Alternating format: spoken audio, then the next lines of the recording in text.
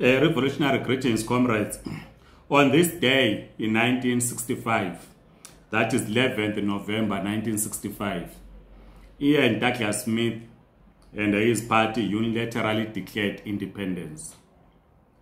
This sparked what we came to know as the War of Liberation. The winds of change were sweeping across Africa at the time. You recall that we had what was called a federation that comprised of Southern Rhodesia, Northern Rhodesia, and Nyasaland from 1953 to 1964. Where Northern Rhodesia, now Zambia, and Nyasaland, and now Malawi, gained their independence in 1964. The Rhodesians did not accept that. White Rhodesians. Ian Smith then unilaterally declared independence. The capitalist, in fact the imperialist in London, understood that at some point majority rule must be ushered in. They wanted to create a neo-colonial state, which of course they succeeded later on. But at that time in 1964-1965, they wanted to create a neo-colonial state. That is to say, they wanted majority rule, but the economy remaining in the hands of the imperialist forces. Ian Douglas Smith defied that, unilaterally declaring independence. Sanctions were immediately imposed. They began, Ian Smith and his government, sanction-busting measures to build an economy. The problem with that economy, it was built along racial lines. Blacks were excluded from that economy. We are currently under sanctions in Zimbabwe. And the failure of government to deliver is blamed on sanctions. And we have spoken about the need for sanctions to go, but also making the point that they are not the main cause of our economic collapse. What we learned from the lessons of the Rhodesians is the national planning which they implemented in building an economy outside the influence of imperialist forces. Something that we then abandoned in 1991 when we adopted Economic Structural Adjustment Program. After 2017, President Emerson Mnangagwa and his administration applied to rejoin the British Commonwealth.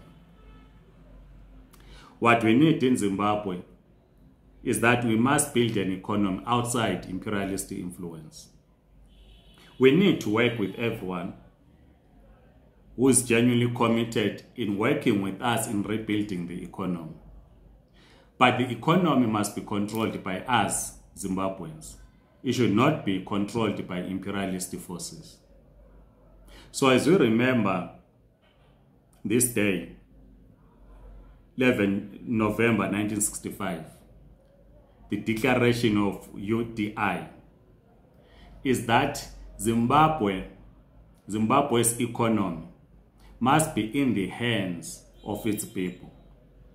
What happened in 1965 is what we've called the colonialism of a special type, where the colonialists and the colonized lived side by side in one territory. Yes, we were moved from our fertile land to squalid land. White suburbs were created and a kind of hostels were created for black people. But we lived under one territory. It was different from other African countries where the colonizers simply went there to loot without thinking of establishing a home. So Rhodesians wanted to establish a permanent home. Hence, they had to defy the winds of change in 1965, which led to a war of liberation, leading to the Lancaster House talks in 1979, and ultimately the independence on 18 April 1980. As we approach the 2023 elections,